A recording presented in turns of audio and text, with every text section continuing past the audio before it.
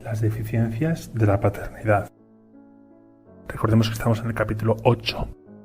La paternidad no es una disposición fácil de mantener. Está sujeta, como lo sabemos bien, a muchos fallos de distinta naturaleza, tanto en lo humano como en lo espiritual. Vamos a ver los principales. Un primer fallo es la ausencia. Esta ausencia puede a veces producir heridas tan profundas como una paternidad demasiado severa o abusiva. Es el caso del padre que no asume sus responsabilidades. En el campo humano es él quien deja enteramente la carga de los hijos a la madre sin asumir verdaderamente su rol. El padre que no dedica tiempo a sus hijos, que no está presente, atento como tendría que estar. No encuentra nunca un momento para hablar, para jugar con ellos, siempre ocupado en otras tareas, raramente en casa. A propósito de los sacerdotes, he llegado a oír esta reflexión en un país de tradición católica del que no diré el nombre. Los sacerdotes están siempre ocupados, absorbidos por mil actividades. No se les puede nunca hablar. Y cuando te dan 10 minutos para escucharte, están todo el tiempo mirando el reloj. Evidentemente no se puede generalizar esta queja, pero a veces hay un sufrimiento real en los fieles, cuando se enfrentan a una falta de disponibilidad, de escucha, de atención, por parte de sus pastores. Esta cuestión no es siempre fácil de resolver para los sacerdotes. Están a menudo desbordados y hay personas que sean capaces de devorar horas de su tiempo, de las que a veces tienen que protegerse. Dicho esto, nosotros los sacerdotes debemos pedir esta gracia al Señor de saber estar atentos y disponibles para los que no se nos confía. A veces es obligado mirar el reloj para no llegar tarde a un evento importante, pero el hecho de mirar el reloj cuando se está en conversación con una persona quizás es muy hiriente para ella y se le da la impresión de que nos está haciendo perder el tiempo. Tenemos algo más importante que hacer que escucharla. Aunque a veces no podemos dedicar más que un poco de tiempo a una persona, hay que darle la impresión, y eso debe ser sincero, de que en ese momento la cosa más importante del mundo para nosotros es estar con ella. La necesidad de atención y de escucha es una necesidad muy profunda para muchos. La paternidad es ante todo una presencia que no tiene por qué ser permanente. El hijo necesita respirar de vez en cuando. Es una presencia de calidad en los momentos de encuentro y una presencia con la que se puede contar en caso de necesidad. El padre no tiene que estar ahí permanentemente, pero cuando está, ofrece una verdadera escucha y atención, y el hijo sabe que si lo necesita puede contar con él. Otro fallo es el de la paternidad demasiado exigente y severa, aplastante para el hijo. El padre nunca está satisfecho, pide demasiado y suscita en el hijo el sentimiento de no estar nunca a la altura de lo que el padre espera. Al hijo se le recuerdan siempre sus limitaciones, insuficiencias y errores. Nunca recibe una felicitación ni enhorabuena. En el campo de paternidad del sacerdote, eso puede llegar también a exigir de las personas más de lo que les pide Dios. Es bueno recordar de vez en cuando las palabras de Jesús a propósito de los doctores de la ley y de los fariseos en el Evangelio de San Mateo.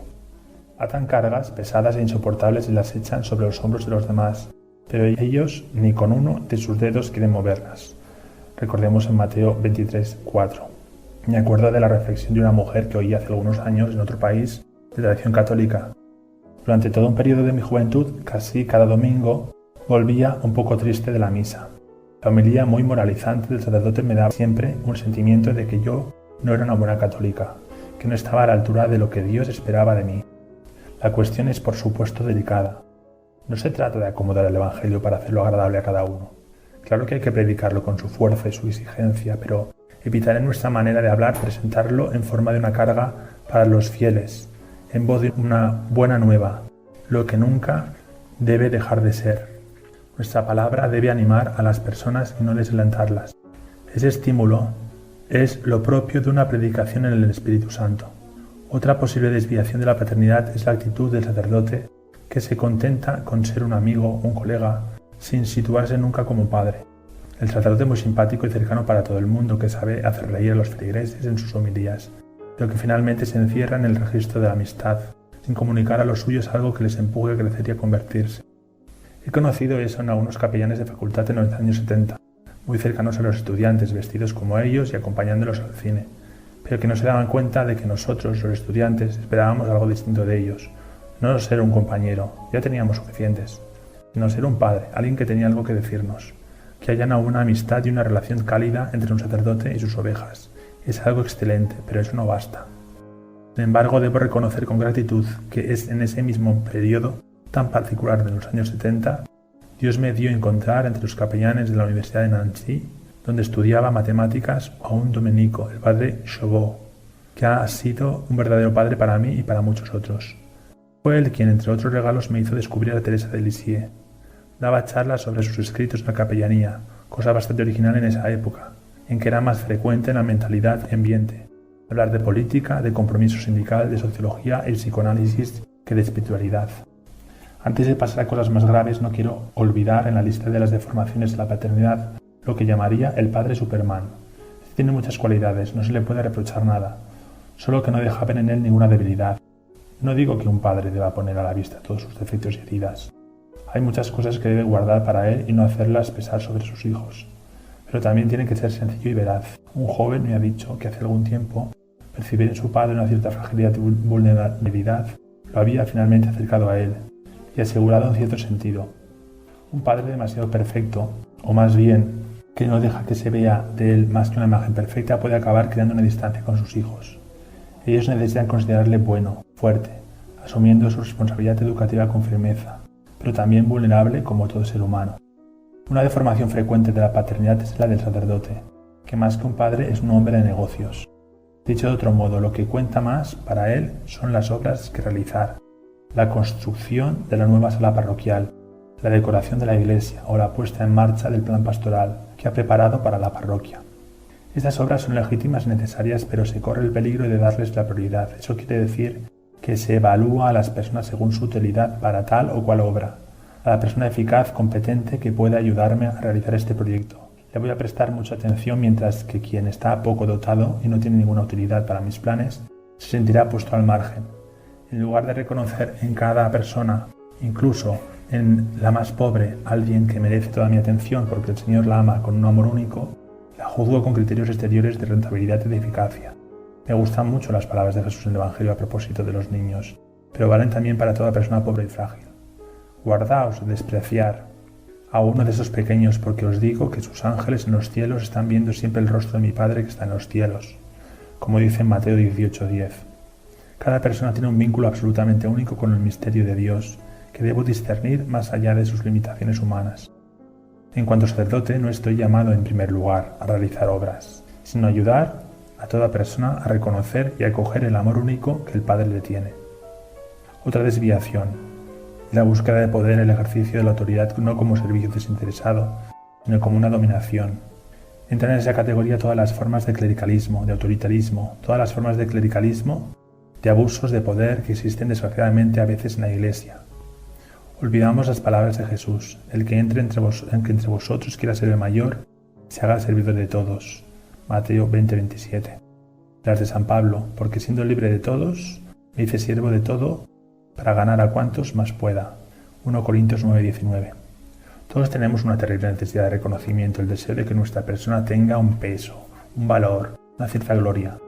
Esa necesidad es legítima, pero a menudo busca satisfacerse a través de la ambición, la búsqueda del primer puesto, la necesidad de subir en la jerarquía, el ejercicio de un poder sobre los demás.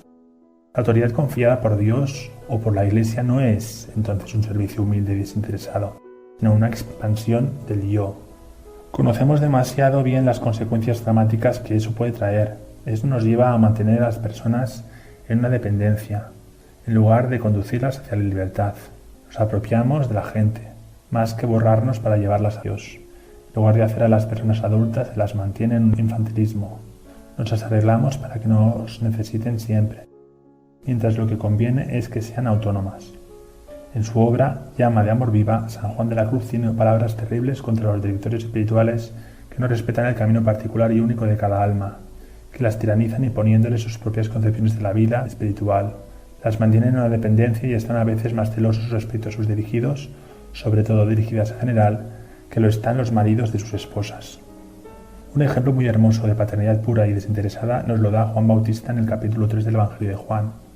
Mientras que las multitudes dejan poco a poco de venir a bautizarse para ir hacia Jesús, y eso turba a algunos de sus discípulos, Juan se goza por el contrario.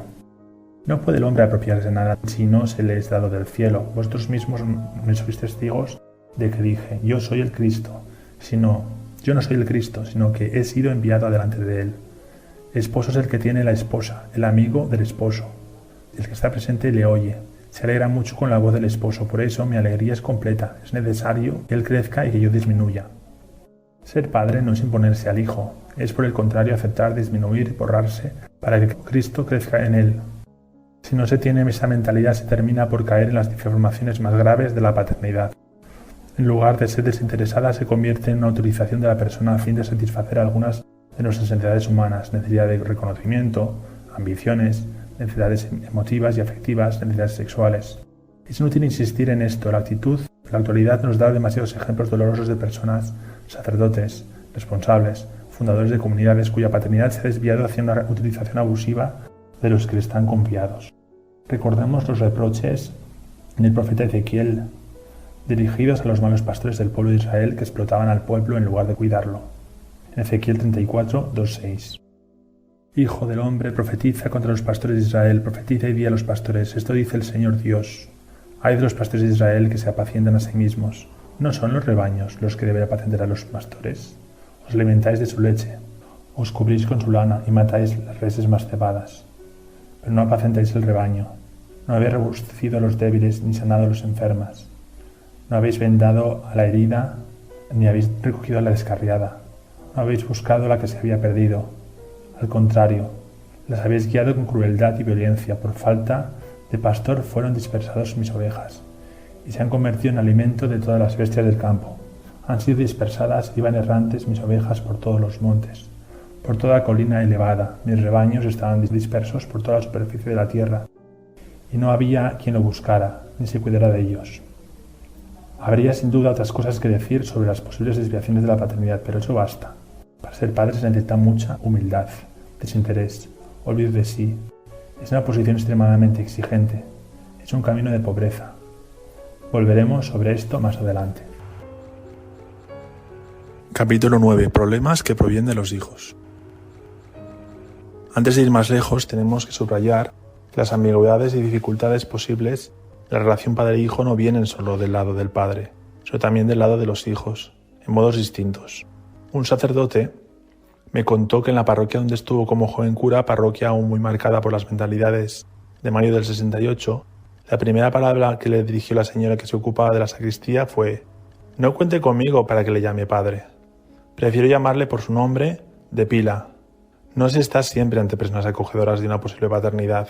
Entre las formas de rechazo de la paternidad está la del hijo rebelde, en constante oposición al padre. Todos conocemos esas personalidades que necesitan siempre llevar la contraria y protestar. Es el medio que han encontrado para afirmarse, que no es siempre el más sano. También está el que sigue siendo demasiado dependiente, pues no quiere asumir el riesgo de la libertad, de la decisión. En el acompañamiento espiritual encontramos a veces a estas personas que a causa de sus miedos, de su falta de confianza en ellas mismas, están muy contentas si se encuentran a quien decide en su lugar. Querrían descargarse del peso de la responsabilidad y del riesgo de la libertad sobre cualquier otro. Tienen tendencia a pedir al Padre Espiritual que tome todas las decisiones en su lugar. No se les ayudaría evidentemente entrando en este juego. Se puede recordar también al hijo celoso, que tiene siempre el sentimiento de que no se le prodiga tanta atención y amor como a los demás hermanos o hermanas. Es el caso del hijo mayor de la parábola del hijo pródigo, que se cree sin razón menos querido que el más joven de los hijos a causa de la misericordia que el padre tiene con éste. Todo esto para decir que cuando sí es padre, en el plano humano o espiritual hay que esperar actitudes a veces desconcertantes y no siempre fáciles de gestionar por parte de quienes Dios nos confía. Todo cura de parroquia, por ejemplo, se encontrará de vez en cuando con este tipo de comportamiento en alguno de sus feligreses: dependencia infantil, rebelión sin causa, celos. Hay que intentar afrontar eso del mejor modo posible, cosa no siempre sencilla.